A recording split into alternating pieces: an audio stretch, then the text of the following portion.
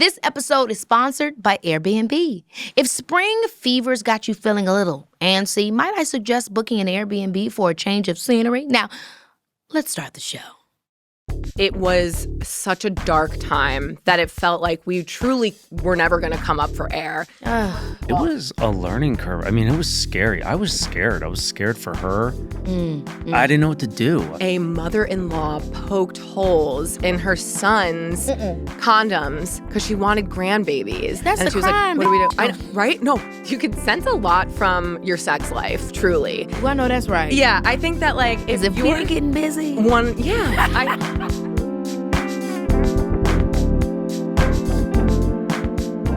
excited to talk to these two, Mom, because, you know, I love dark humor. You know me. You know your whole family. Me, Larry, L'Oreal, Rennie Thinker. We all love to get into it even when there's dark times. It really pulls us through. So I'm excited to talk to this couple because they've been through a lot. You know, they unfortunately lost a child. So sorry. Yeah, this past year. And it was tough. But the way that they dealt with it was very in the open. And humor was a big part of how they dealt with their grief. And a part of their, I think, probably their personality and just their kind of jovial state in general. Yeah. Humor is healing. It can be very healing, yeah. And so I literally wanted to talk to you a little bit about that. Like, what role has humor played in your life? You know, because you're very funny, but you're also very funny in a crass way. Like, you just, like, tell it like it is. You know what I mean? Like, someone once said that I tell it like it is with religious overtones or undertones. I don't know, whatever. Yeah.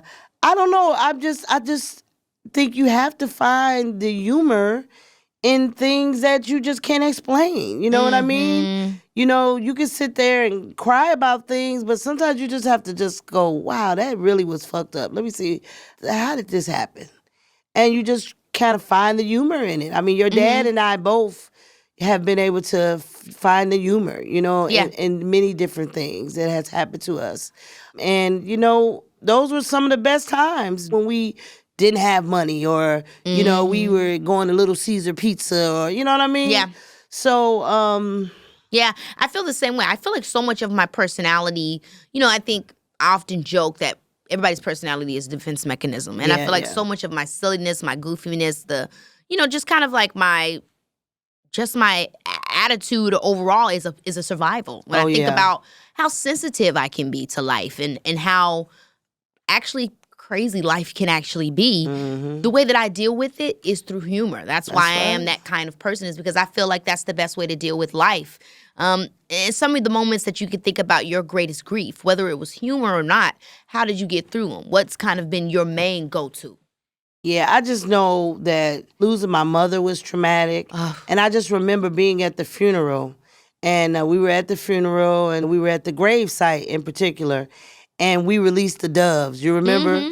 And all I kept thinking was when the doves shot up, they went into like a cross formation. Because like they go up and then the other doves cross. And we paid like maybe, I don't know, $350 for those doves to fly up and do what they did for like 20 seconds.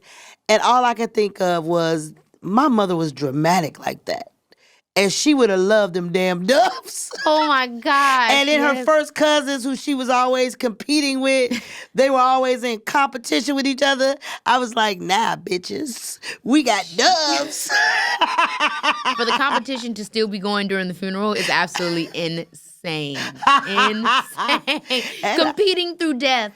And I know my mother would have loved it because that's just who she was. She was very that bitch, for real. And it's so funny when you think about it, too. I feel like culturally, too, thinking about funerals, it always ends up being a gathering after. Yes. I remember when I was a kid and we go down to the South, you know, somebody passed away, an auntie, a uncle, or whoever it might have been. It always ended up turning into a family reunion. Yeah. I feel like that is that's so the sad interesting. part. Yeah. Because that's how some families, they only get together for, you know, memorials or passings and things like that. But yeah, I mean, but that's what it's supposed to be, right? And that's what it's called. You're supposed to celebrate the homegoing. Yeah. So at least in our family, in our culture, that's what we do. We celebrate the person going home because we choose to believe they're going to a better place, right? That's right. And we the ones left here on Earth to deal with Earth and anything, you're always going to choose anything. Right. Because, Right. What have you noticed about other people dealing with grief, right? Because everybody deals with it differently. Like, in your experiences, whether it be family or friends or even your children. Yeah. What has grief taught you about other people and close relations? Oh, wow. I just think people handle grief differently. But in our family, we choose to handle it with laughter. Larry, and when they buried their mother, a mother of 9 sons, they were laughing. They were hugging each other. They were proud of each other. They were like, she would have, it wasn't sad. It was very honorable, but there wasn't no tears like that. I feel like it's so funny because it is like an unspoken language. I think when it comes to grief, how to help people deal with it is so different. And I feel like with our family, even if sometimes we don't necessarily say anything, right? I think we've gotten better, right? Over the years have come. I think our awareness as a family has been more like, hey, do you need anything? Is everything okay? But if I could think about it at its most premature state, even way back in Illinois, it was like, I'm going to entertain you. Right. Dad, I'm going to cook for you. Right. Or let's make a joke. Y'all want to watch a movie? There's always some level in which I think when it comes to our personal relationships that we have to discover how this person best needs. And we come from a place of service, whether it's entertaining you, making you laugh, cooking you some food, putting on a movie. Exactly. Like, remember we were at the Christmas. We were all together for Christmas, and we watched the movie with Chris Rock. What is it? Oh, my gosh, Death at a Funeral. Yeah. That movie reminded me so much of my family and crazy things that have happened. Like, when my father passed away, my older brother, he had got in front of the funeral and led the funeral. He was high off or something. I don't know what he was. Oh my God. And he jumped in front of it. So it reminded me of that one character who accidentally took the drugs and was out on the house naked. Okay, my brother, he jumped in front of the hearse and started to lead the funeral. Oh my God, grief does make some people do crazy you do stuff. Some crazy shit. I can't even imagine what I would do. I've been at funerals when people threw themselves on the casket and oh my God, was trying to get the casket open. I've seen that display. So what were they gonna do once it got open? I don't know what the hell I was gonna do because they had to get that damn thing open. Hell to the no. Oh my God. No, I don't know. I've just seen all of that. I've seen, they had to take people out and screaming and all this kind of stuff. And, but I've also been to funerals where they were playing the Temptations music, where they were playing, Gladys Knight and the Pips. And it was like a Motown review, Not Motown review. So I've been to many different, types of funerals. I remember at the height of the AIDS epidemic. One of my teachers passed away. He had died from AIDS. And I remember in that funeral, they played opera. And then I just remember I guess it was his partner. I don't know. But I just remember him screaming my teacher's name. His name was Chet. And I remember him going, oh, Chet, Chet. And the opera was going, and he was screaming, Chet. It was very macabre. I'm about to say, that sounds macabre. That one took a dramatic turn. Yeah. But Chet might have loved that. Chet would have loved it. He was dramatic like my mother. That's right. That's right. Now, they would have loved it. Did you ever feel like in a moment, because obviously Alex and Jon are married, with you and Dad? I mean, those are very close. When you're married, it's a very close relationship. Your grief is his grief is your grief. Absolutely. How has that brought y'all together, or in times maybe not? Oh, it brings us together because your father is a person of service, meaning that he's always Johnny on the spot if you need anything. And anytime we've experienced grief, then he's always been a big support for me. He's always been the person, okay, let's do this. He's always cooking. He's always volunteering to do something, to help, to do something. So no, I don't know what I could have done without him all these years in terms of just dealing with family stuff. Mm-hmm. He is very funny, as you know. And he always sees the humor in everything. Even when we're having a serious conversation, he's always the one dropping crazy jokes in the middle of the conversation. And I think that is how he deals with the stress. Yeah. I think he deals with stress with humor, and I think you and he are very similar in that way. But I think you genuinely are a entertainer. You really just like to see people smile. You like to see people enlightened in some kind of way. You really do give yourself in that regards. And that's something that I watch, and it's very special. I wonder if you even know that that's, what you're doing. Yeah, I mean, I love it. I love it for that reason because I feel like I don't know really what else. I know that this, what I'm going to say can sound sad, but it's not sad to me. I don't know what else I'm living for. I don't know how else. And that's maybe just who I am, and that's my makeup, and that's what I was meant to do. But for me, performing, letting it out on stage, whether I'm crying or going to a deep place for a character or finding the humor in a hard situation or just in general making people laugh, however I'm breaking my neck to get that emotion across, to me, that's what life is about. And there's no better place to do that than on stage. And I don't think there's anything wrong with that. I remember talking to a guy who rode motorcycles all across the country. And he was very sad because he was telling me he wasn't going to be able to do it anymore. And I said, why? And he said he could no longer hold his motorcycle up. And I said, what? He said, well, you got to have strength. And he said, I'm getting older and I almost dropped the bike. And so I can't do it anymore. And he just says that the freedom that he had riding that motorcycle, he didn't want to do anything else. So to some people, that might sound crazy. Right. But to him, that was his love. That was his passion. I think for me, so much of that, I am a very serious person. Like inside, there's a very serious internal dialogue. And to me, life can be grieving. Like the experience of life is grieving. And I think at a young age, I remember that time that y'all always talk about when I went to that cousin of yours funeral and I was 5 years old and I was screaming, crying.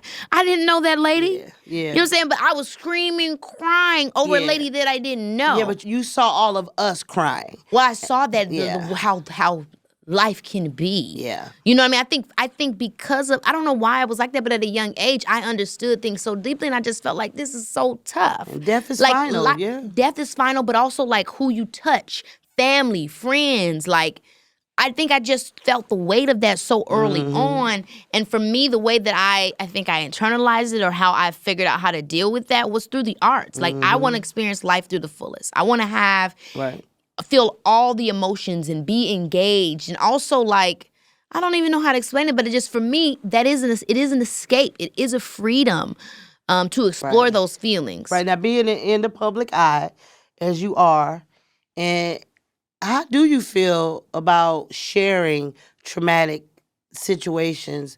And do you think that the world needs to know every damn thing about what you go through? I don't want to waste people's time. So I think that if I do share something traumatic, I have to be sharing it because I think that it could help someone else. Like, there has to be a reason. It can't just be like doing it for sake or because I want to explain. I don't feel the need to explain myself for things. I'm very careful, too, of, like, what gets me attention. You know what I'm saying? I don't ever want to be somebody that is using my life, my personal life experiences to receive attention from my work. Like, I feel like if I'm getting attention, I'm going to be on a magazine or somebody's going to write about me. I would love for it to be about my art and my craft. And I say that because we live in a very tabloid era. Yeah. You know what I'm saying? So that sometimes the tabloid thing is the best thing, is the most important thing. It's hard sometimes to get a write-up on, they just did a fabulous job. So I try to resist being put in that space because I don't know that that's valuable to people. Right. However, if there are things that happen that I have an opportunity to talk about, then I will. And I think I've also had the great opportunity to be able to do some of those things in my art, whether it's a character or a role that's giving me it's a vehicle that's giving me the opportunity to speak to something or a topic that I think is important that may end up opening me up to share a traumatic experience, that's fine. Or if it's music, an album, a project where I speak and I say how I feel or I think, and then I can discuss that further, then I'm fine with it. I just don't want to be somebody that is saying stuff just because. I want there to be a takeaway, and I want it to be a good takeaway. So that means I also have to get my full thoughts around it. I've grown up in the public eye, and I've said a lot of different things that once years went by, I said, oh, you know what? I was traumatized. So my experience or my thoughts on that was based in the fact that I hadn't even healed yet. Things like that. So I really try, and I don't have regret for that, but what I'm just saying is I take it seriously. Yeah. So whatever I share, I need to make sure that I have a full thought on it so that, because I don't want to hurt anybody. I don't want to lead anybody astray or make things more muddled up, if I don't have to. Yeah, I understand that, definitely.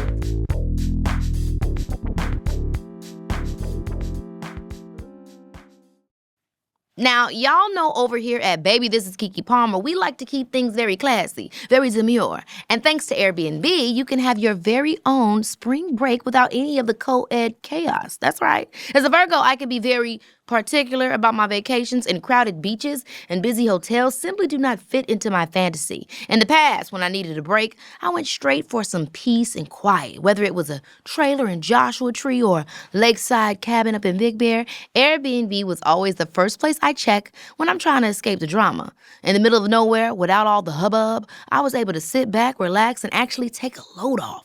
So, if you're avoiding South Beach this spring, you should check into one of Airbnb's guest favorites. These are the most loved homes on Airbnb, and they got the ratings to prove it. Okay, you can find spots so luxe and off the beaten path, you'll forget spring break even exists. So, ditch the drama, embrace the peace, and book the guest's favorite home you've been eyeing on Airbnb. Trust me, your grown and sexy self deserves it.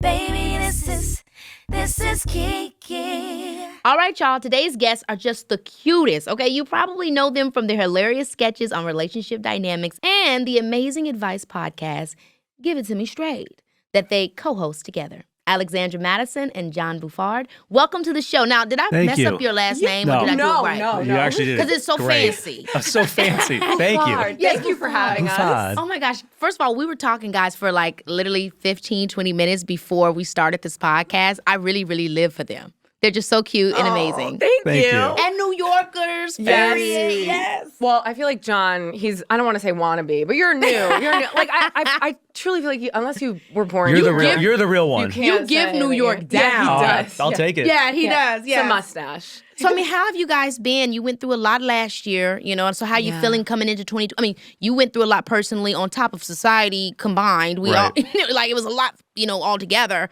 So how do you guys feel coming into 2025? What are the vibes? Yeah, I would love to say, like, 2025, we could take it on, bring it. But at the same time, I don't want to put that energy out there because 2025 will be like, hold my beer. So I'm just like, come as you are and we'll just see. It's like those memes where they're like, God, I don't want to be one of your strongest shoulders. No. Right. No more. Enough character development from 2024. We're good. We're good. Just a better year. Let's just have a better year than 2024. Literally anything is better than 2024.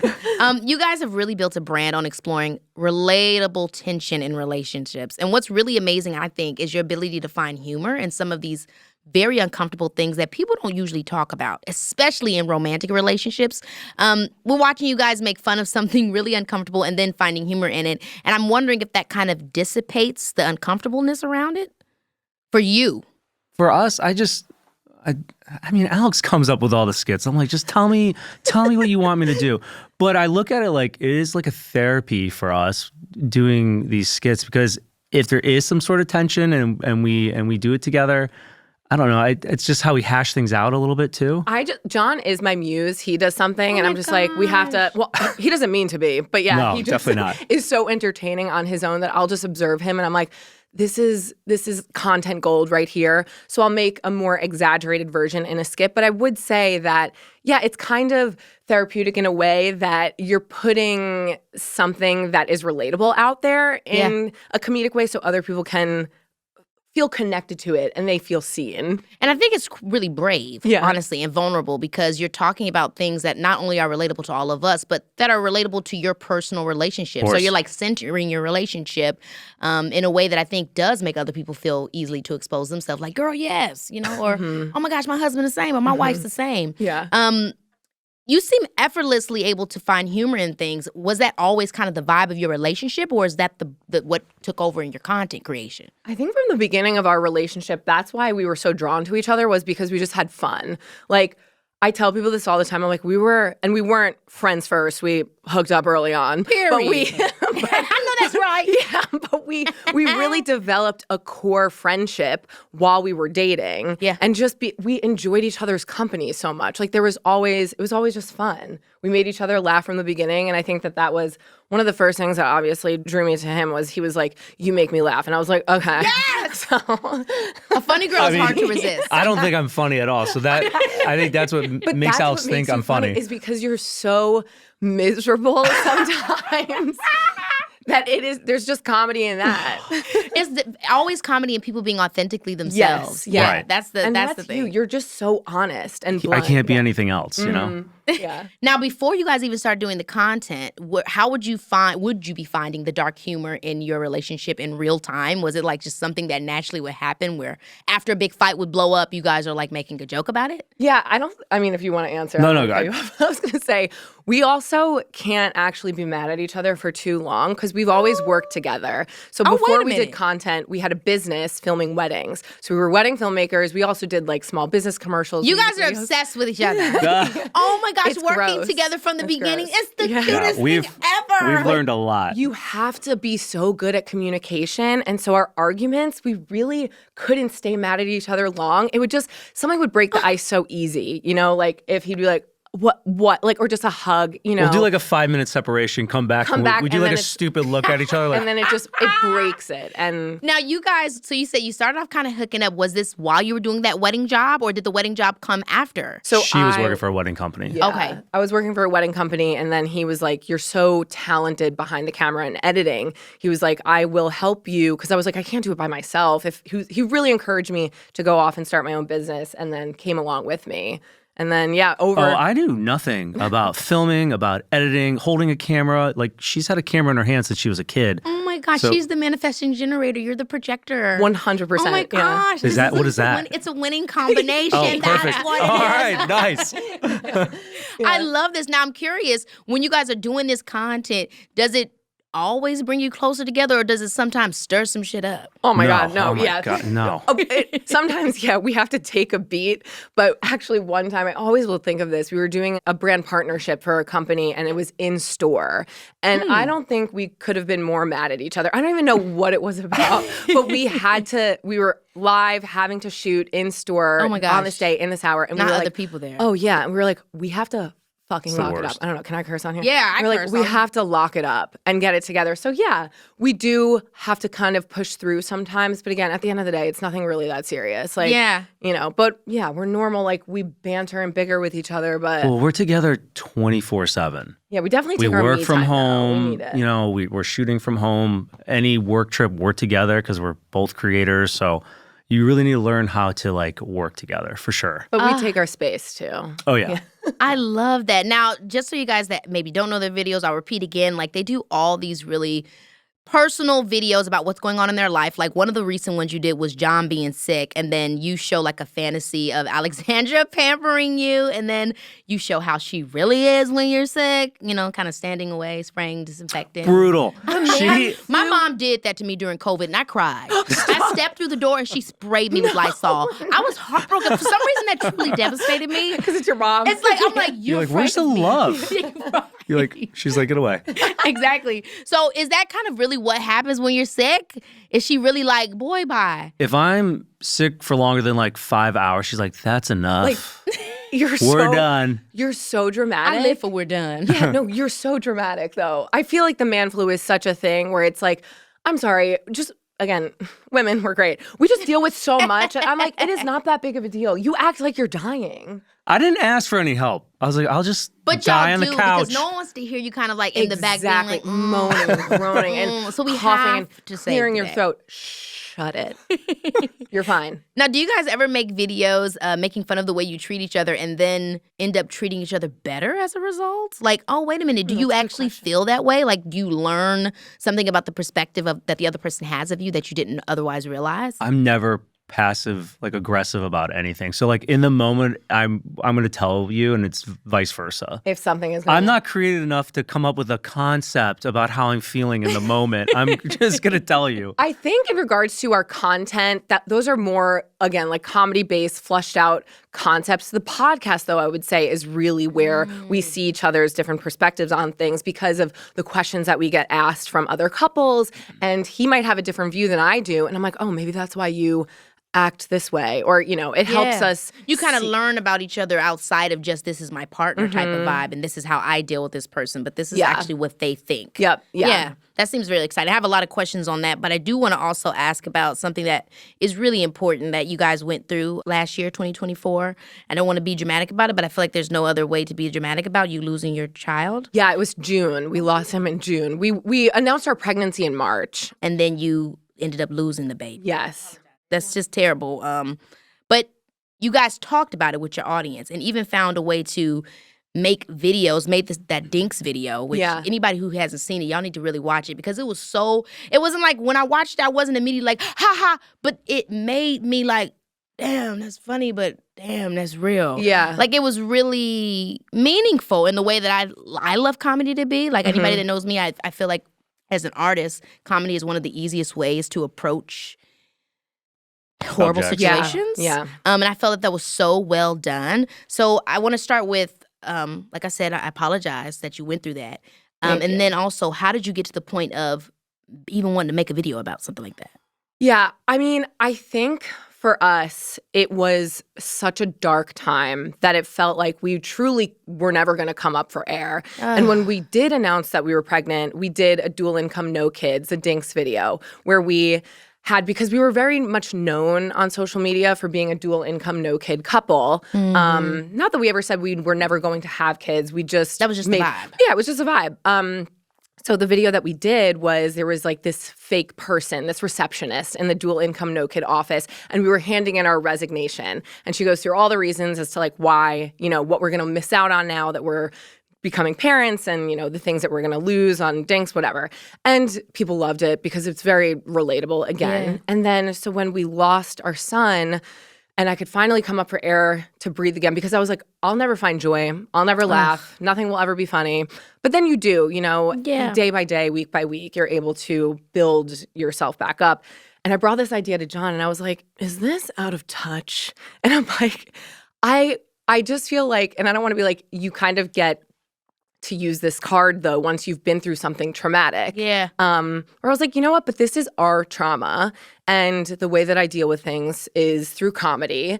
And I feel like if this is something that I'm experiencing, there has to be other people who experience this as well. And if it's a way for people to feel connected and seen, we might as well do it. But I was pooping my pants before I hit post because I was so nervous that people would think this is, out of touch or... It was really, really smart, I felt. Like, when I saw it, I was like, damn.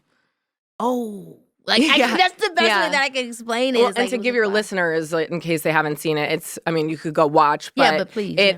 We go back into the office, the dual income, no kid office, and we ask for our resignation papers back. But we don't say anything. We just look pissed. We put out our hand, and she nervously, and Jon's like, fuck you. Yeah, she nervously gets the papers back together, hands it, and we're like, we'll be back. But we leave, and I think it's again. What were the comments on there? Was everybody positive? I'm sure everybody gets some trolls. Yeah, of course. Yeah. Like the 1% of the loudest people who are annoying. But no, the majority of people, just to your point, felt like it was a perfect display of the feeling of what it was in a comedic way. But and true, they were like, I don't know if I should laugh at this or not. Right, but then it's a little chuckle. But it was our way also, because we are a comedy page, of kind of giving people permission to laugh with us. Because we're like...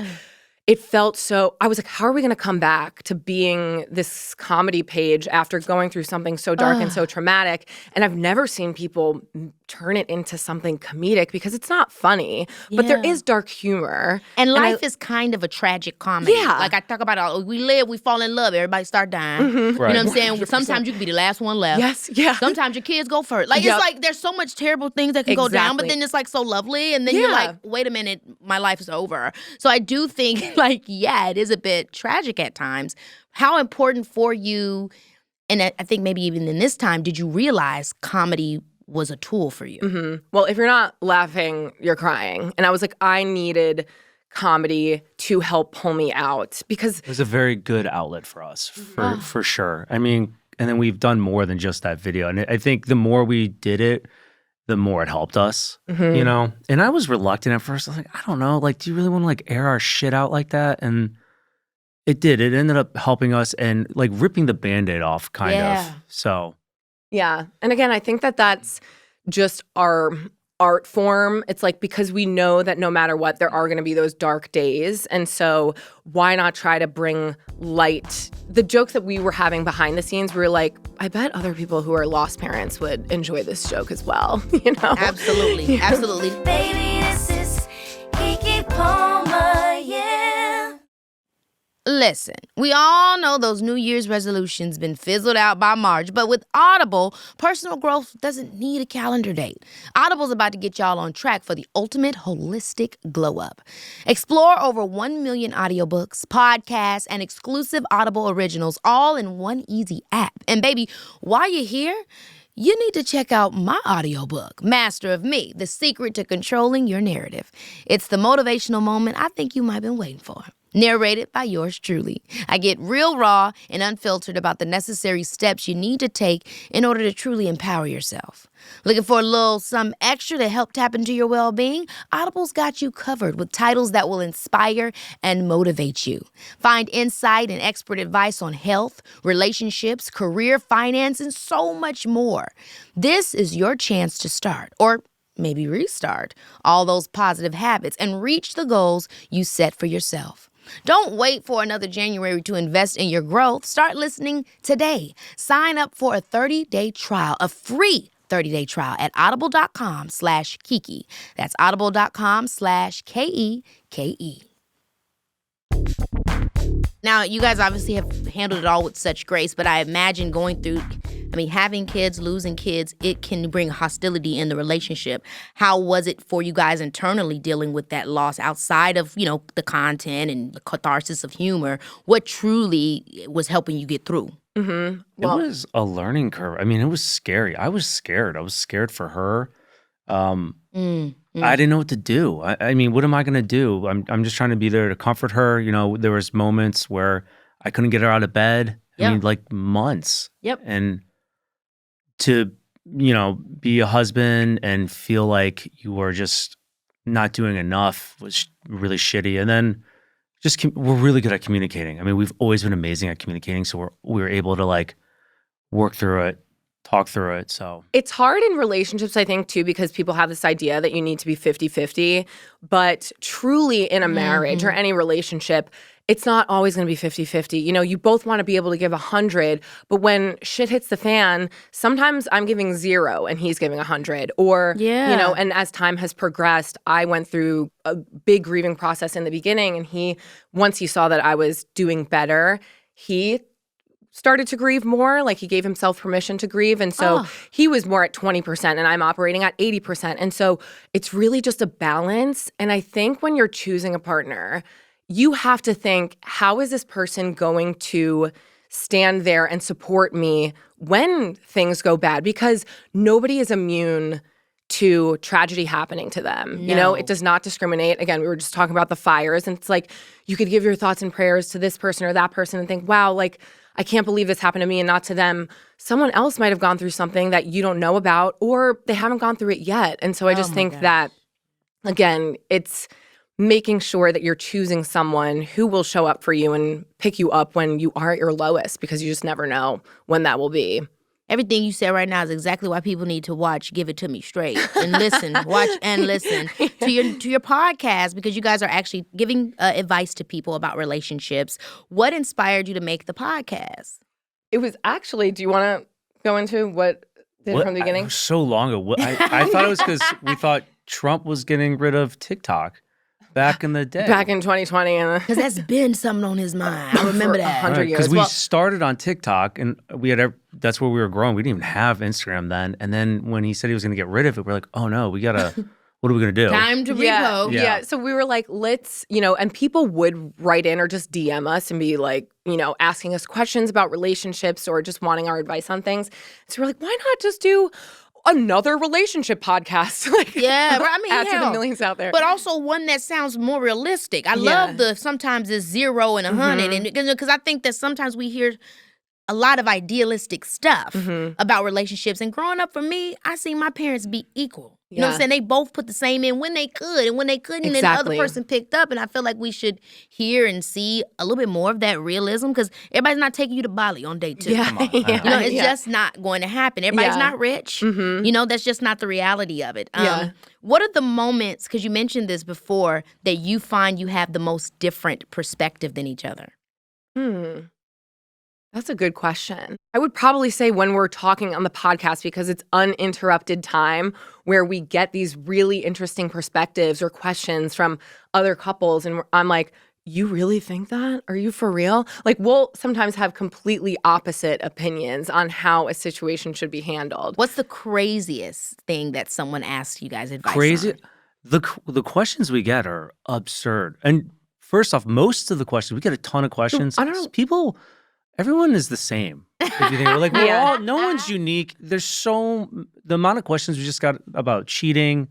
But like, what do they ask about cheating? Because I mean, it's like, it happened. Either you cool with it or you ain't. Right, exactly. You know, you're staying or you're leaving. Right, yeah. They're always like, I don't know what to do. I'm like, did you tell them? Did you fucking talk to the person? The majority like, of the issues all boil down to communication. But one that was crazy that we got was a mother-in-law poked holes in her son's condoms because she wanted grandbabies. That's absolutely disgusting. And you need, like, the triangulation must stop. Oh my gosh. You need to stop triangulating with your son. You know how they found out? That's crazy. They found out at the baby shower? Or not the baby shower, her first birthday party. The mother said, She was giving a toast. We wouldn't be here if it wasn't for me. They cut her out. That's and the she was crime, like, what bitch. do we do? Right? No. I think that is. Like, that's the fucking crime. Are you kidding me? And her saying it openly, I would have called the police right there if I was they're the going to be, wife. like, happy with her. But I don't know. Sometimes we get questions. And I'm like, is that real? We're going to ask them. But I'm like, is that Right, for it's real? like, is this a Jerry Yeah, moment? Right. exactly.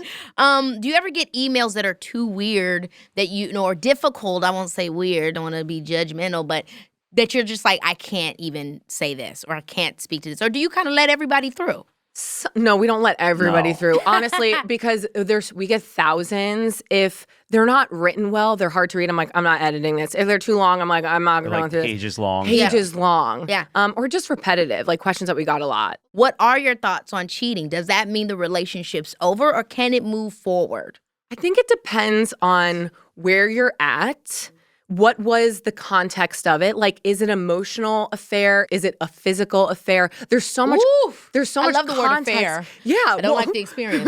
right, exactly. But there's so much that it's just not as black and white. But it's very subjective because everyone's threshold's different. Because it really comes down to trust, too. Can you rebuild that trust? And if you can't, it's probably not going to work, you know? Oof. So there is a way, but you got to want the way.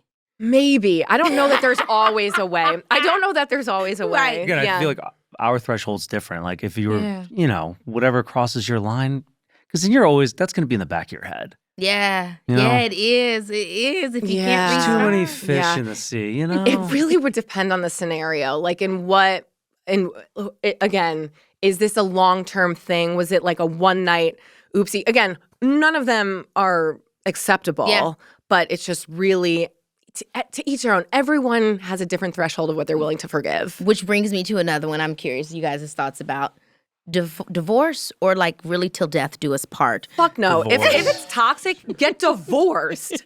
Oh my God. People are together for the worst reasons. And I'm like, for what? Oh my gosh. Yeah. How do you know when it's over? How do you know when it's, because this, obviously, as you guys have said, relationships can be hard. You'll have hard times. When is it like, girl or homeboy, stick it through? And when is it like, you need to run?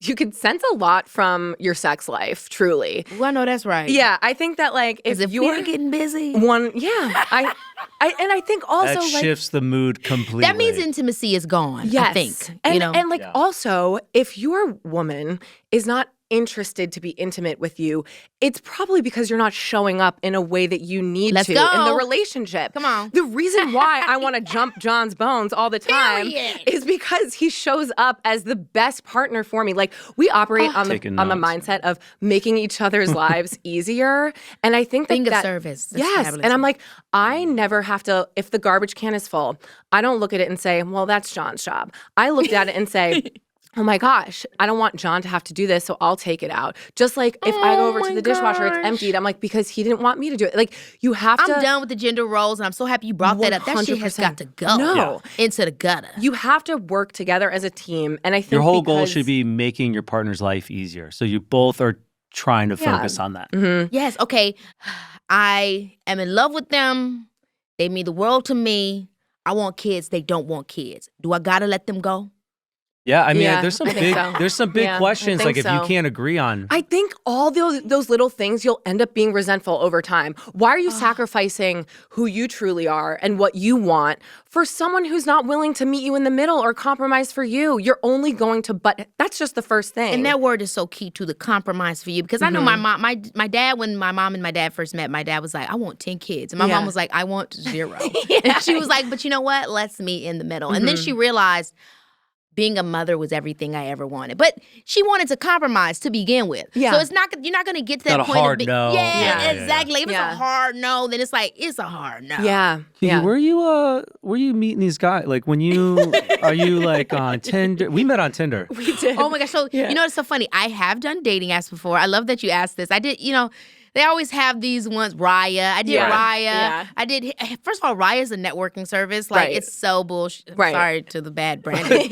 But I did also Hinge when I was in New York. Too creative. Okay. You got to be witty. I would be so fucked. Keke's creative, though. I feel like you would be fine. Yeah. Nobody really picked me. And I don't know why. I use my They probably first thought name. you were a spam account. That's bingo. 100%. I think 100% they must have thought I was fake. If I was just came trying to get across my you, I'd date be like, on. this is not real. I'm trying to get my date on.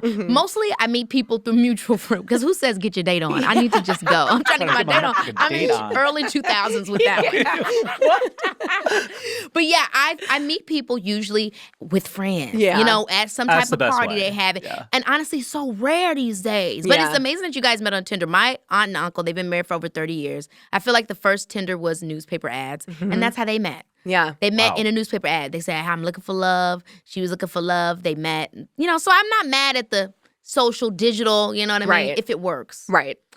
Well, guys, I've had a blast talking to you. I Likewise. don't know if it was a vibe. I don't know if it was a blast. I don't know if it was Vibe a and a blast. A blast. I love The vibe it. and You're blast. so funny. And I wish that everybody can, guys, you got to go listen to their podcast because literally thank you. they're nothing but laughs, just like on their social media. We have been cackling up in here. Thank you. But before I let you guys go, I always play a game with my guests. So come on, you have to play this Okay. with me. Oh, This God. one is called Here For It or Not. Okay, I'm gonna throw out some relationship themed topics, and all you have to do is tell me if you're here for it or Okay. not. Okay. The concept of love languages.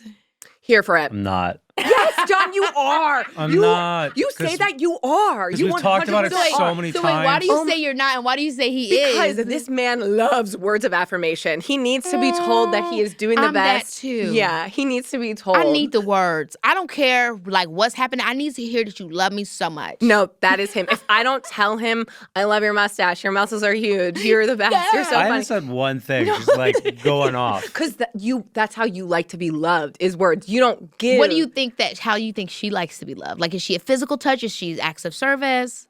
There's one physical touch that we go direct that's what she likes. She doesn't like hugs. Oh, there's only one type of physical touch. Oh, I know. Again. That's exactly what it is. I'm That's telling exactly you, what you're If thinking. your sex life That's is why you're so struggling, fit and body's it's on because point. you're not helping your partner around the house. It's aggressive. Oh my gosh. Okay. Looking for explanations to relationship problems in astrology. You guys are both No. Tauruses. Yeah, I No. could already tell you guys are not I mean, astrology folks. I went to this one birth chart reader in LA and I was sold for a minute. And I Wait was a like, minute. I think that this is legit, Jon. What did they tell y'all? Or you?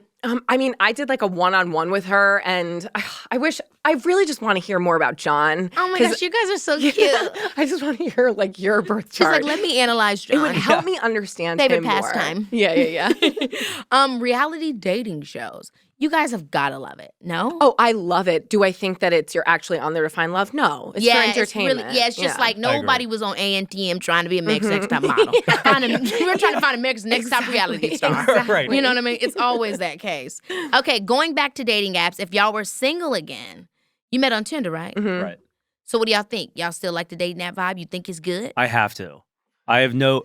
If I went up to someone and was like, "Hey," they'd be like, "Get the fuck away from me." I have to. So that means you were texting. What's his lines like? Oh, I can't Just spell. That was perfectly. brutal.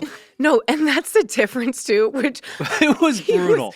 I did not. I was like about to cancel this date because I was Come like, on, he's cancel. such a bad texter and was so boring. But then in real life, that's why you have to meet people in real life too. Like because So wait, guys, first date quickly because that just excited me.